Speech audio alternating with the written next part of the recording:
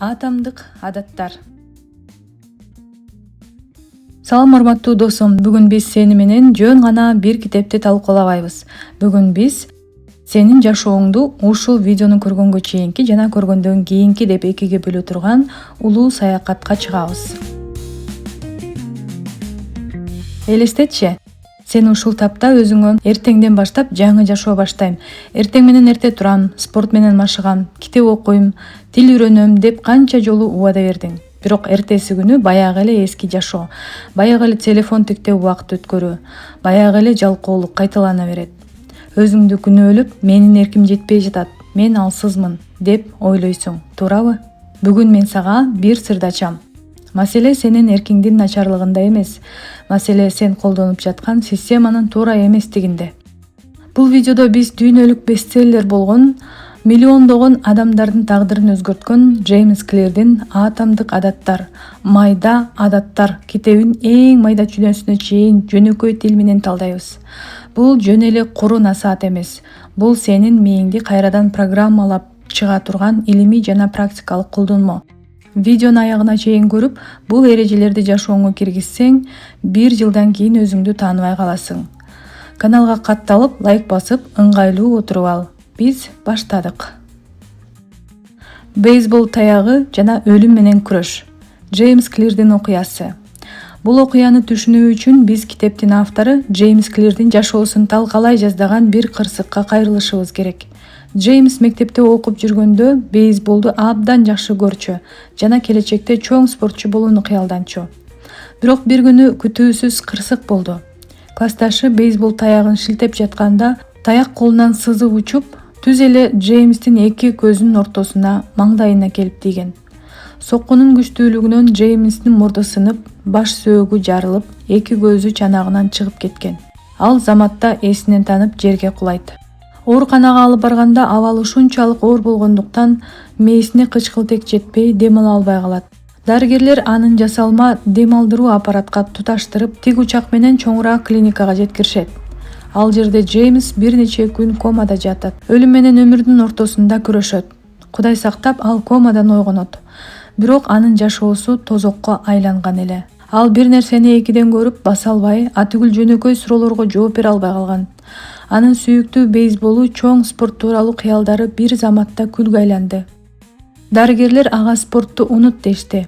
Бирок Джеймс багынган жок. Кырсыктан 2 жыл өткөндөн кийин ал колледжге тапшырды. Ал жерде ал дароо чоң ийгиликтерге жетише албасын билчү. Ошондуктан ал абдан кичинекей нерселерден баштоону чечкен. Ал күн сайын өз убагында кечки саат 10 уктоону адат кылат. Бул анын мээсинин калыбына келишине жардам берди. Ал бөлмөсүн дайыма таза, иреттүү кармады. Бул ага жашоосун көзөмөлдөп жаткандай сезим берди. Ал күнүнө болгону бир нече мүнөт гана спорт залда жеңил көнүгүүлөрдү жасай баштады. Бул адаттар сырттан караган адамга күлкүлүү, өтө кичинекей көрүнүшү мүмкүн эле. Бирок ушул майда атомдук адаттар биригип отуруп зор натыйжа берди. Колледжди бүтүп жатканда Джеймс Клир окуу жайдын эң мыкты спортчусу наамына татып, АКШнын президенттик академиялык курама командасына тандалып алынган. Ал өлүм төшөгүнөн туруп чемпионго айланды. Мунун сыры эмнеде? Мунун сыры атомдук майда адаттарда. Эмне үчүн китеп атомдук адаттар деп аталат? Атом деген эмне? Бул ааламдагы эң кичинекей көзгө көрүнбөгөн бөлүкчө. Бирок ошол атомдор бириккенде ааламды жаратып жибере турган зор энергия пайда болот. Адаттар дагы дал ушундай. Сенин күнүмдүк жасаган майда, байкалбаган иштериң. Бул сенин жашооңдун атомдору. Биз көбүнчө чоң ийгиликке жетиш үчүн сөзсүз түрдө зор, революциялык иш жасашыбыз керек деп ойлойбуз. Арыкташ үчүн бир күндө 5 саат чуркашыбыз керек. Байыш үчүн бир күндө миллиондук бизнес башташыбыз керек деп ойлойбуз. Бул эң чоң ката. Джеймс Клир 1% жакшыртуу эрежесин ортого салат. Математикалык формулага көңүл бур. Эгер сен күн сайын өзүңдүн үстүңөн иштеп болгону 1% гана жакшырсаң, 1 жылдан кийин 365 күндөн кийин сен азыркы абалыңдан 37 эсе күчтүү, акылдуу жана ийгиликтүү болосуң. Ал эми тескерисинче күн сайын 1%га гана жалкоолонуп, өзүңдү артка тартсаң, 1 жылдан кийин сенин потенциалың 0 барабар болуп калат. Адаттар бул пайыздык өсүштүн татаал формуласы сыяктуу. Акча банкта кандай көбөйсө, адаттар да убакыттын өтүшү менен ошондой көбөйөт. Бир күндө эч нерсе өзгөрбөйт. Сен бүгүн спорт залга барып күзгүнү карасаң, денең өзгөрүп калбайт. Бүгүн зыяндуу тамак жесең, дароо семирбейсиң. Ошондуктан биз майда нерселерге маани бербейбиз. Бирок арадан 5 жыл өткөндө ошол кичинекей адаттардын жыйынтыгы сени же ийгиликтин туу чокусуна чыгарат, же жашооңдун түбүнө чөктүрөт. Сатурндун шакекчеси же Плата феномени. Биз эмне үчүн бат багынабыз? Эмне үчүн көпчүлүк адамдар жаңы адаттарды башташат да бир нече күндөн кийин таштап коюшат? Бул суроого Джеймс Клир жашыруун потенциалдын платосу, плата скрытого потенциала деген түшүнүк менен жооп берет. Муну түшүнүү үчүн муздун эришин элестет. Бөлмөдө температура -5 градус суук деп коелу. Ортодо бир кесим муз жатат. Температура көтөрүлүп баштады. -4, -3, -2, -1 градус. Сырттан караганда музда эч кандай өзгөрүү жок. Ал дагы деле эрибей турат. Сен күч жумшап жатасың, бирок жыйынтык көрүнбөйт. Анан качан температура 0дон өтүп +1 градуска жеткенде муз тездик менен ери баштайт. -1ден +1ге чейинки ошол эле 1 градустук айырма чоң секирик жасады. Бирок бул секирик ага чейинки жасалган жумуштун аркасында гана мүмкүн болду. Адамдар адатта баштаганда дароо жыйынтык күтүшөт. Аны автор көңүл калуунун өрөөнү, долина разочарования деп айтат. Сен 2 жума чуркадың, бирок арыктаган жоксуң. Сен 1 жума китеп окудуң, бирок акылдуу болуп кеткен жоксуң. Ошол учурда мээң сага айтат: "Мунун баары пайдасыз, баары бир жыйынтык жок, койчу ушуну" деп шыбырай баштайт. Эсиңде болсун, сенин эмгегиң текке кеткен жок. Ал жөн гана топтолуп жатат. Качан гана сен ошол өрөөндөн өтүп, белгилүү бир чекке жеткенде, ийгилик сага бир заматта келгендей сезилет. Башкалар муну бир күндө ийгиликтүү болду дешет. Бирок алар сенин канча убакыт бою 0 градуста музду эритүүгө аракет кылганыңды билишпейт. Максатыңды унут, системаны кур. Эми бул бөлүмдүн эң башкы идеясына келели. Сага суроо: жашооңдо ийгиликке жеткен адамдар менен ийгиликке жетпеген адамдардын айырмасы эмнеде? Көпчүлүк ийгиликтүү адамдардын максаты чоң болгон деп айтышат. Бул чоң жаңылыштык. Олимпиадага катышып жаткан бардык спортчулардын максаты бир: алтын медаль алуу. Жумушка тапшырып жаткан бардык талапкерлердин максаты бир: ошол жумушка орношуу. Эгер ийгиликке жеткендердин да жетпегендердин да максаты бирдей болсо, анда максаттын өзү сени ийгиликке жеткирбейт экен да. Джеймс Клир мындай дейт: сен эч качан өзүң койгон максаттарың деңгээлине көтөрүлбөйсүң. Сен өзүң курган системанын деңгээлине кулайсың. Мунун айырмасы эмнеде? Максат бул сенин жеткиң келген жыйынтык. Мисалы, китеп жазып бүтүрүү. Система бул сенин ошол жыйынтыкка алып бара турган процесс. Мисалы, күн сайын эртең менен 1 саат бою эч нерсеге алаксыбай жазуу. Эгер сен максатыңды такыр ойлобой, болгону системаңды гана тууралап алсаң, баары бир жыйынтыкка жетесиң. Сүрөтчү максатты ойлобой күн сайын сүрөт тартуу процессинен рахат алса, ал баары бир шедевр жаратат. Максат коюунун бир нече терс жактары бар. Максаттар бакытты кечиктирет. Сен өзүңө качан гана максатыма жеткенде, арыктаганда же байыганда бактылуу болом дейсиң. Бул өзүңдү чектөө. Максаттар убактылуу гана натыйжа берет. Бөлмөң чачылып жатат дейли. Сен күч жыйнап, аны 1 саатта тазалап койдуң. Максатыңа жеттиң. Бирок сенин тазалыкты сактоо тутумуң, системаң жок болсо, 2 күндөн кийин бөлмөң кайра эле чачылат. Андыктан досум, бүгүндөн баштап максатка гана жабышууну токтот. Биз сени менен бирге күнүмдүк туура иштеген системаны курабыз. Кийинки бөлүмдөрдө биз ошол системанын өзөгүн түзгөн адаттардын алтын мыйзамын бирме-бир талдайбыз. Экинчи бөлүм: инсандык, идентичность жана адаттар. Кантип өзүбүздү кайрадан программалайбыз? Бир убакта баарыбыз кетирген эң чоң катаны талдап көрөлү. Эмне үчүн жаңы жылда же дүйшөмбү күнү кабыл алынган чечимдер узакка созулбайт? Эмне үчүн биз спортко жазылабыз, бирок 3 күндөн кийин барбай калабыз? Мунун сыры биз адаттарды өзгөртүүдө туура эмес багытта бара жатканыбызда.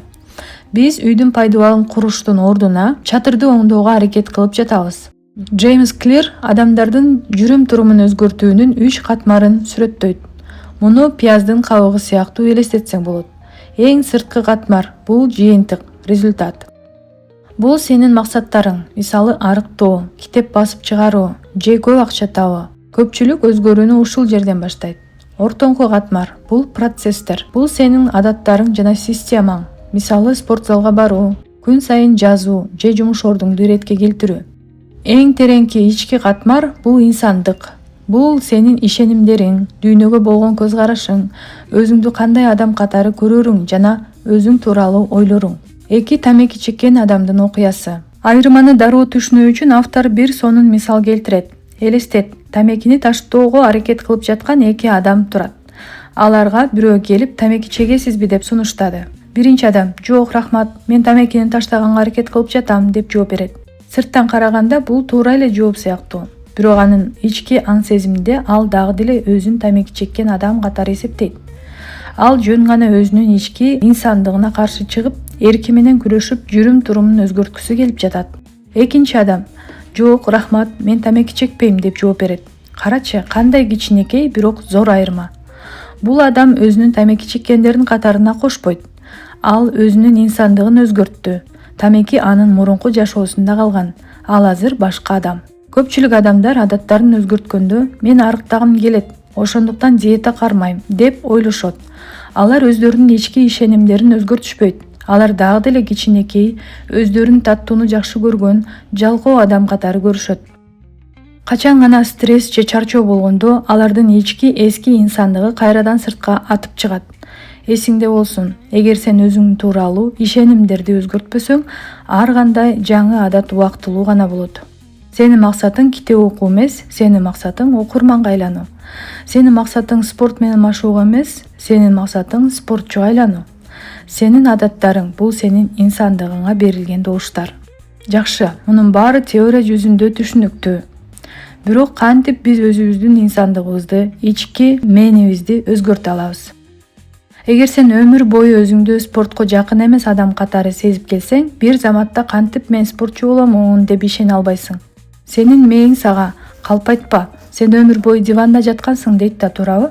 Бул жерде Джеймс Клир эң сонун илимий жана практикалык жоопту берет. Ишенимдер асмандан түшпөйт, алар тажрыйба аркылуу курулат. Элестет, сенин өлкөңдө шайлоо болуп жатат. 2 талапкер бар. Сен бир талапкерге толук ишенишиң үчүн ал 100% добуш алышы шарт эмес. Ал жөн гана көпчүлүк добушту, мисалы 51% алса жеңет. Сенин мээңде дагы күн сайын шайлоо жүрүп турат. Ар бир жасаган ишиң — бул сенин каалаган инсандыктын пайдасына берилген бир добуш. Эгер сен эртең менен төшөгүңдү жыйнасаң, сен иреттүү адамдын пайдасына бир добуш бердиң. Эгер сен бүгүн бир бет китеп окусаң, сен окурмандын пайдасына бир добуш бердиң. Эгер сен бүгүн спорт залга барып болгону 10 мүнөт машыксаң, сен сергек адамдын пайдасына дагы бир добуш бердиң. Тескерисинче, эгер сен бүгүн дагы убадаңды бузуп түшкө чейин уктасаң, сен жалкоо адамдын пайдасына добуш бердиң. Сенин максатың идеалдуу болуу эмес, сенин максатың жакшы адаттардын добушун көбөйтүү. Күн сайын кичинекей болсо дагы туура кадамдарды таштап, жакшы инсандыктын добуштарын көбөйтө берсең, убакыттын өтүшү менен мээңдин ички программасы өзгөрөт. Мээң: "Карасаң, мен күн сайын китеп окуп жатам го, демек мен чындап эле окурман экенмин да", деп өзүнө ишене баштайт. Өзүңдү алдаганды токтот. 2 кадамдуу формула. Джеймс Клир инсандыкты өзгөртүүнүн абдан жөнөкөй 2 кадамдан турган формуласын сунуштайт. Биринчи кадам: сен кандай адам болгуң келерин так аныктап ал. Сен кимсиң? Өзүңдү кандай көргүң келет? Билимдүүбү, күчтүүбү, байбы, ишенимдүүбү же баарына үлгү болгон ата-энеби? Экинчи кадам: ошол адам экениңди өзүңө кичинекей майда ийгиликтер, жеңиштер менен күн сайын далилдеп тур. Эгер сен жазуучу болгуң келсе, өзүңө суроо бер. Чыныгы жазуучу күнүнө эмне кылат? Ал күнүнө жок дегенде 200 сөз жазат. Сен дагы күнүнө 200 сөз жаз. Сен муну менен дароо шедевр жаратпайсың. Бирок сен өзүңдүн жазуучу экениңе добуш бересиң. Бул мамиле сенин ийгиликке болгон көз карашыңды таптакыр өзгөртөт. Сен эми "мен ушул натыйжага жетишим керек" деп кыйналбайсың. Сен жөн гана "мен каалаган адам бүгүн кандай чечим кабыл алат экен" деп ойлоно баштайсың. Мисалы, түшкү тамак ичерде өзүңө суроо бер. Ден соолугу чың, спорт менен алектенген адам азыр майлуу фастфуд жейби же пайдалуу салатпы? Бул суроо сени автоматтык түрдө туура чечим кабыл алууга түртөт. Корутунду, адаттардын чыныгы баалуулугу. Бул бөлүмдүн аягында эң маанилүү ойду айткым келет. Адаттар сага сырткы материалдык байлыкты же сулуу денени бергени үчүн гана маанилүү эмес. Адаттардын эң башкы касиети алар сенин өзүңө болгон ишеничти кайтарып берет. Сен өзүңө берген убадаларды аткара баштаганда өзүңдү сыйлай баштайсың. Сен өзүңдүн жашооңдун курмандыгы эмес, анын кожоюну экениңди түшүнөсүң. Эми биз сени менен инсандыкты кантип өзгөртүүнү билдик. Кийинки бөлүмдөн баштап биз Джеймс Клирдин ошол адаттарды реалдуу жашоодо кантип оңой куруу керектигин үйрөткөн 4 негизги мыйзамына киришебиз. Биринчи мыйзам — көрүнүктүү кыл. Бизди курчап турган айлана чөйрө мээбизди кандай башкарат жана биз аны өз кызыкчылыгыбызга кантип колдоно алабыз. Бул тууралуу кийинки бөлүмдөн кенен сүйлөшөбүз. Үчүнчү бөлүм — көрүнүктүү кыл. Айлана чөйрөнүн жашыруун күчү. Сен качандыр бир убакта өзүң каалабасаң деле жөн гана ашканага суу ичкени кирип, столдун үстүндө турган печеньени көрүп, ачка эмес болсоң деле жеп алдың беле?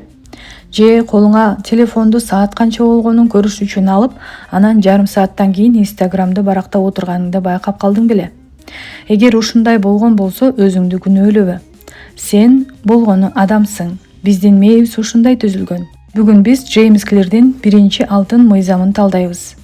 Ал мыйзам мындай деп аталат: көрүнүктүү кыл. Сделай это очевидным. Адам баласынын айлана чөйрөнү кабыл алуучу органдарынын ичинен эң күчтүүсү бул көрүү сезими. Биздин денебиздеги нерв учтарынын дээрлик жарымын көрүүгө багытталган жана мээнин ресурстарынын көбү ушул маалыматты иштетүүгө жумшалат. Кыскасы, биз эмнени көрсөк, ошону жасайбыз. Ооруканадагы эксперимент. Сен эмнени көрсөң, ошону жейсиң. Муну далилдөө үчүн китепте Бостондагы бир ооруканада өткөрүлгөн кызыктуу илимий эксперимент келтирилет. Энн Торндайк аттуу дарыгер кесиптештери менен биргеликте оорукананын ашканасындагы адамдардын тамактануу адаттарын өзгөртүүнү чечет. Бирок алар бир дагы адамга насаат айтышкан жок. Пайдалуу тамак жегиле деп үгүттөшкөн да жок. Алар болгону айлана чөйрөнү өзгөртүштү. Алар ашканадагы кассалардын жанында муздаткычтарда негизинен таттуу газдалган суулар, кола, пепси жана башкалар турчу. Ал эми кадимки суу куюлган бөтөлкөлөр болсо бурчтарда, байкалбаган жерлерде эле. Дарыгерлер эмне кылышты? Алар кассалардын жанына негизги муздаткычтарга кадимки таза суу куюлган бөтөлкөлөрдү толтуруп, көзгө дароо уруна турган кылып тизип коюшту. Ал эми газдалган таттуу сууларды бир аз четке жылдырышты. 3 айдан кийинки жыйынтык кандай болду билесиңби? Эч кандай түшүндүрүү иштери жүргүзүлбөсө дагы таттуу газдалган суулардын сатуусу 11% азайган. Ал эми жөнөкөй таза сууну сатып алуу 25%дан ашыкка өскөн. Бул эксперимент эмнени далилдейт? Адамдар сууну абдан суусагандыктан эмес, ал суу алардын көзүнө дароо урунган үчүн тандашкан. Эгер сен жашооңду өзгөрткүң келсе, эркке эмес, айланаңдагы чөйрөңө маани беришиң керек. Айлана чөйрөнү долбоорлоо. Мээңди кантип алдайсың? Көпчүлүк адамдар өздөрүнүн стимулдарын толтура турган чөйрөгө камап алышат да, анан эрким жетпей атат деп даттанышат. Мисалы, диванда отуруп алып, телевизордун пультун алдына коюп, телефонду колуна кармап алып, кана эмесе физика боюнча китеп окуйлучу дешет. Бул мүмкүн эмес. Сенин мээң дайыма эң оңой, эң көрүнүктүү стимулга карай качат. Эгер сен жаңы жакшы адаттарды калыптандыргың келсе, ал адаттарды чакыруучу белгини, триггерди абдан көрүнүктүү, көзгө дароо уруна турган кылышың керек. Кел, муну практикада кандай колдонууну көрөлү. Эгер сен күнүгө эле витамин ичүүнү унута берсең, ал витаминдин кутучасын шкафтын ичине бекитпе. Аны түз эле ашканадагы столдун ортосуна же жуунуучу бөлмөдөгү тиш пастасынын жанына кой. Көрсөң, унутпайсың. Эгерде сен гитара черткенди үйрөнгүң келсе, гитараны каптын ичине салып шкафтын артына бекитип койбо. Аны бөлмөнүн ортосуна, түз эле дивандын жанына орнотуп кой. Эгерде сен көп суу ичкиң келсе, таң эрте чоң бөтөлкө суу толтуруп, аны үйдүн же жумуш ордуңдун эң негизги чекиттерине, столго, тумбочкага коюп чык. Адаттын белгилерин айланаңда канчалык көп жаратсаң, күн бою ошол ишти аткаруу мүмкүнчүлүгүң ошончолук жогорулайт. Тескери эреже: жаман адаттардан арылуу, көздөн далда акыл. Бул мыйзам жаман адаттардан арылууда да укмуштуу да иштейт. Бирок бул учурда тескерисинче кылабыз. Белгини көздөн далда кылышыңыз керек. Адамдар мен телефонду көп кармайм, менин эрким начар дешет. Жок, маселе телефон дайыма сенин көз алдында жаркырап, билдирүүлөр келип турганында. Джеймс Клирдин абдан маанилүү бир сөзү бар. Өзүн өтө эрктүү, тартиптүү деп эсептеген адамдар чындыгында азгырыктар эң аз болгон чөйрөдө жашашат. Азгырыкка туруштук бергенге караганда андан качып кутулуу алда канча оңой. Эгер сен жумуш аткарып жатканда телефонго алаксыгың келбесе, аны жөн эле столдун үстүнө көмкөрүп коюу жардам бербейт. Аны өчүрүп, башка бөлмөгө шкафтын эң үстүнкү текчесине алып барып бекит. Ошондо мээң телефонду алыш үчүн туруп, башка бөлмөгө барыш керек экендигин ойлоп, жалкоолоно баштайт. Көз көрбөсө көңүл бурулбайт. Эгер сен ашыкча таттуу жегиң келбесе, үйгө таттуу сатып алба. Шкафта печенье турса, сен стресс болгондо аны баары бир таап жейсиң. Анын ордуна столдун үстүнө алма, банан коюп кой. Эгер сенин убактыңды сыналгы уурдап жатса, пультун башка бөлмөгө бекит же такыр эле сыналгыны розеткадан сууруп алып кой. Аны күйгүзүү үчүн кошумча жумуш аткаруу керек болгондо, сен аны көрүүдөн баш тартасың. Адаттарды бириктирүү ыкмасы. Наложение привычек. Биринчи мыйзамды жашооңо киргизүүнүн эң натыйжалуу куралы бул адаттарды бириктирүү деп аталат. Бул формуланы профессор Фок иштеп чыккан. Биздин жашообузда ансыз деле күн сайын автоматтык түрдө аткарыла турган ондогон эски адаттарыбыз бар. Мисалы, эртең менен туруу, тиш жуу, кофе ичүү, кийим кийүү, жумушка баруу жана келүү. Жаңы адатты убакытка эмес, ушул эски адаттардын арасына жабыштыруу керек. Формуласы мындай. Ушул эски адаттардан кийин кошуу менин жаңы адаттарым. Мен жаңы адатты аткарам. Кел, мисалдар менен түшүндүрөйүн. Спорт. Эртең менен кофени ичип бүткөндөн кийин эски адатты кыласың. Мен дароо 10 жолу отуруп туруу көнүгүүсүн жасайм. Бул жаңы адат, эски адатка жармашат. Ыраазычылык. Эски адатыңча кечинде төшөккө жаткан учурда жаңы адатты, ыраазычылыкты жармаштырасың. Мен бүгүнкү күн үчүн Кудайга ыраазы боло турган жакшы нерсени ойлойм. Билим. Жумуштан келип, бут кийимini чечкенден кийин бул эски адат. Мен дароо англис тилинде колдонмону ачып, 5 жаңы сөз окуйм. Жаңы адат.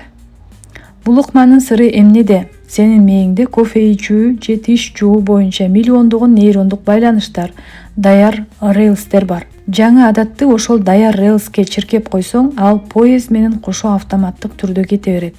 Корутунду. Көрүнүп тургандай, биринчи кадам бул сенин айланаңдагы дүйнөнү туура долбоорлоо. Сен өз жашооңдун архитекторусуң. Жакшы адаттардын белгилерин көзгө урундуруп, жамандарыныкын көмүскөдө калтыр. Кийинки бөлүмдө биз экинчи мыйзамга өтөбүз. Жагымдуу кыл. Экинчи мыйзам. Дофамин тузагы жана кумардын сыры. Жөнөкөй кыл. Эң аз каршылык мыйзамы жана 2 мүнөт эрежеси. 5 бөлүм. Эми биз бир маанилүү суроого жооп издеп көрөлү. Эмне үчүн биз бир ишти баштарда абдан көп ойлонобуз, пландайбыз, бирок аны аткарууга келгенде жалкоолонуп, артка чегинүүгө даярбыз.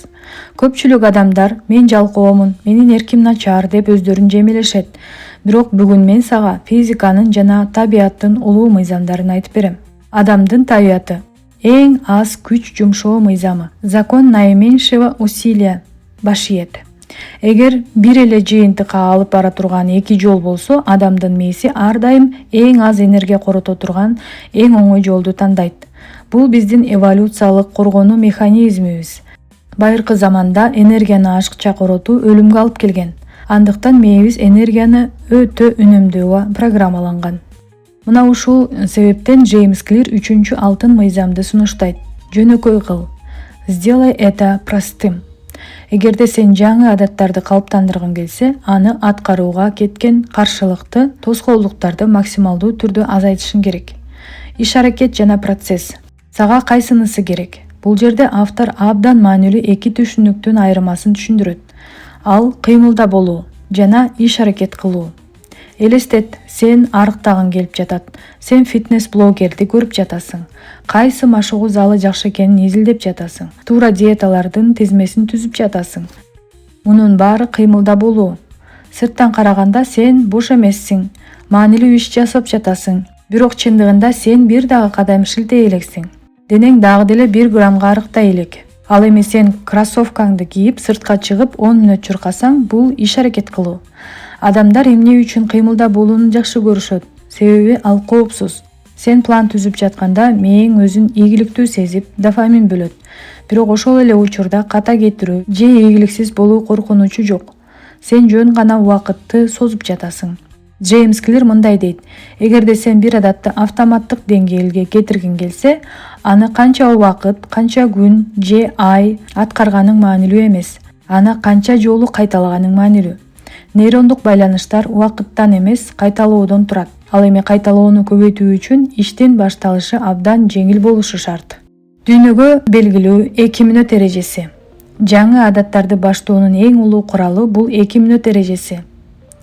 Бул эреже мындай дейт: кандай гана чоң татаал адат болбосун, анын башталышы 2 мүнөттөн ашпаган убакытты алышы керек.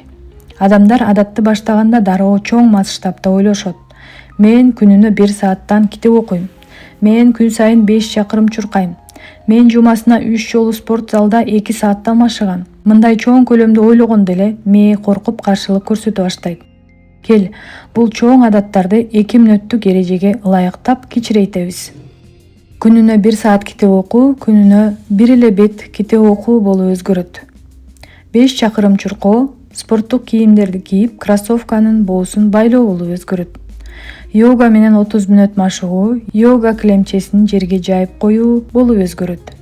Экзаменге даярдануу, конспектти ачып, бир эле суроону карап коюу болуп өзгөрөт. Сырттан караганда бул абдан күлкүлүү жана пайдасыз көрүнүшү мүмкүн. Сен бир эле бет китеп окуганыңдын пайдасы кайда? Деп суроо бересиң. Бирок бул жерде эң терең психологиялык сыр жатат. Иштин эң кыйын бөлүгү бул аны баштоо. Сен кроссовкаңды кийип сыртка чыккандан кийин кайра үйгө кирип жатып албайсың. Ары дегенде 10-15 мүнөт чуркайсың. Сен китепти ачып бир бет окугандан кийин мээ ошол процесске кирип кетет дагы 5-10 бетти автоматтык түрдө окуп салат. Бул эреженин максаты ишти баштоо өнөрүн өздөштүрүү. Эгер сен ишти баштаганды үйрөнбөсөң, аны эч качан жакшырта албайсың. Алгач адатты жашооңдун бир бөлүгү кылып бекемдеп ал. Мейли 2 мүнөт болсун. Аны чоңойтууга кийин деле убакыт жетет. 2 кадам алдыда. Жаман адатты татаалдаштыр.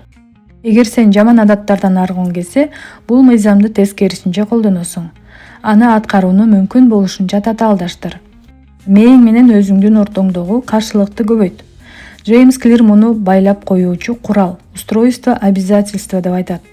Бул келечектеги өзүңдү жаман иш кылуудан алдын ала чектөө дегенди билдирет. Мисалы, эгер сен телефонго көп алаксысаң, жумуш убактысында телефонду башка бөлмөгө алып барып кой. Ал гана эмес, социалдык тармактагы аккаунтуңдан чыгып кет. Кийинки киргиң келгенде сыр сөздү кайрадан терүү керек болот. Ошол кошумча 10 секундтук каршылык сенин мээңди токтотуп калууга жетиштүү болот. Эгер сен акчаны көп коротсоң, кредиттик картаңды үйдө калтыр же анын онлайн сатып алуу лимитин 0 кылып кой. Накталай акча менен гана жүр.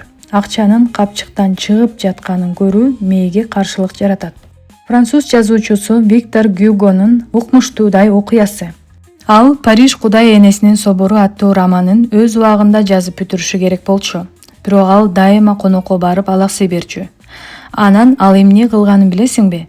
Ал өзүнүн бардык сырткы кийимдерин жыйнап кызматчысына берип, мен романды жазып бүтмөйүнчө кайтарып бербе деп шкафка бекиттирип койгон. Анан сыртка чыга турган кийимин калбай калганда, аргасыздан бөлмөсүнө камалып, кыш бою улуу шедеврди жазып бүтүргөн. Карачы, ал өзүнүн жалкоолугун билген жана ага каршы алдын ала татаал шарт түзүп койгон. Сен да өзүңдүн жаман адаттарыңа ушундай бөгөттөрдү койсоң болот. 6-бөлүм. 4-мыйзам. Канаттандырарлык кыл. Мээнин заматта берилүүчү сыйлыгы жана трекерлердин сыры. Мына ушинтип биз акыркы 4-мыйзамга келдик. Бул мыйзамсыз алдыңкы 3 мыйзамдын баары убактылуу гана иштеп калышы мүмкүн. 4-мыйзам мындай деп аталат: канаттандырарлык кыл. Сделай это приятным. Бул жерде адамдын психологиясынын эң башкы эрежеси жатат. Эмнеден улам дароо сыйлык алсак, ал иш кайталанат. Эмнеден улам дароо жаза алсак, ал иш токтотулат. Бирок бул жерде абдан чоң бир эволюциялык каршылык бар. Биздин байыркы мээбиз заматта жыйынтык берүүчү чөйрөдө калыптанган.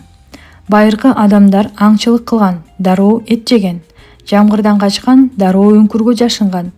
жыйынтыгы заматта болгон. Ал эми азыр кечиктирилген жыйынтык берүүчү чөйрөдө жашап жатабыз. Сен бүгүн жумушка барсаң, айлыгыңды 1 айдан кийин аласың. Бүгүн машыксаң, сулуу дененин 1 жылдан кийин көрөсүң. Бүгүн англис тилин окусаң, аны 2 жылдан кийин карьераңда колдоносуң. Жаман адаттардын коркунучтуулугу эмнеде? Алардын биринчи жыйынтыгы дайыма жагымдуу, ал эми акыркы жыйынтыгы трагедиялуу. Мисалы, тамеки чеккенде заматта стресс азайгандай сезилет. Заматта сыйлык.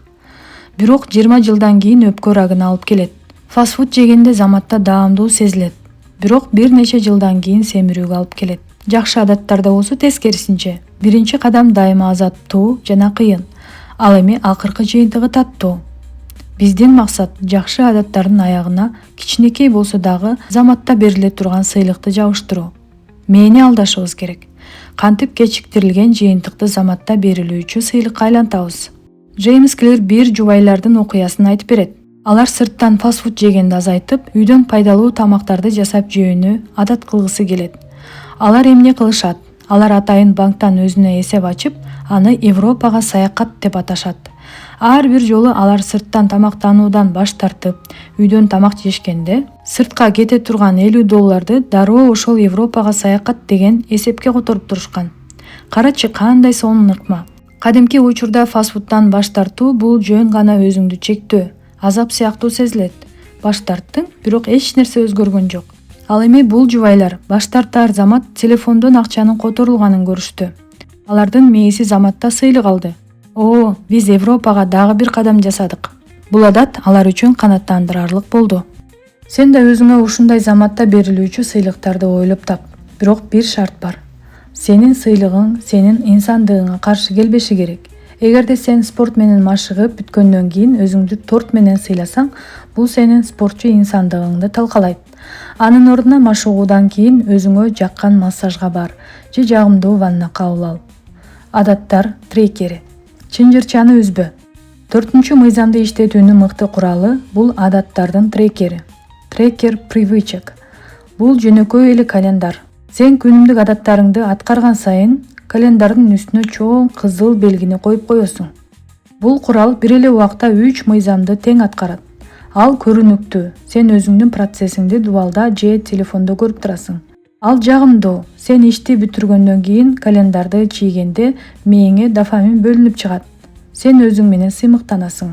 Ал канааттандырарлык. Сен ийгилигиңди визуалдык түрдө көрүп турасың.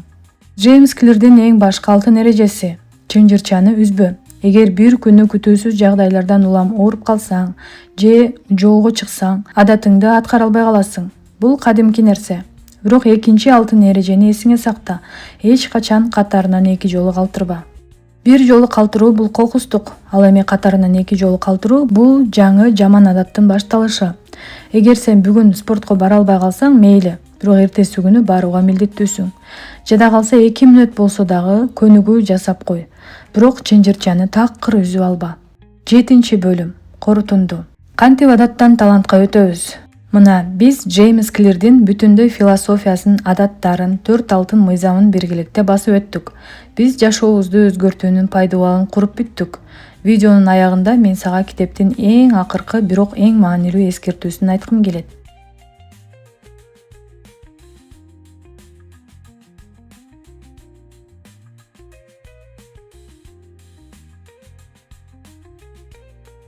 Адат автопилотко өткөндө сен каталарыңа көңүл бурбай каласың. Сен жөн гана механикалык түрдө кайталай бересиң, бирок өсүү токтоп калат. Ошондуктан чыныгы ийгиликке жетиш үчүн формула мындай болушу керек. Автоматтык адат, кошуу, аң сезимдүү анализ. Барабар чыныгы профессионализм, мастерство. Сен өзүңдүн адаттарыңды убакыттын өтүшү менен текшерип, карап турушуң керек. Джеймс Клир өзү жыл сайын декабрь айында жылдык отчет өткөрөт. Ал өзүнө 3 суроо берет. Бул жылы эмне жакшы болду? Бул жылы эмне туура эмес болду? Жана мен эмнеден ката кетирдим? Менин адаттарым мен каалаган инсандыкка дал келип жатабы? Азыр эле ушул видео бүткөндөн кийин эң кичинекей кадамдардан башта. Сага чоң эрктин кереги жок. Сага болгону туура курулган система керек. Сага чоң максаттардын кереги жок. Сага күн сайын 1% гана жакшыруу жетиштүү.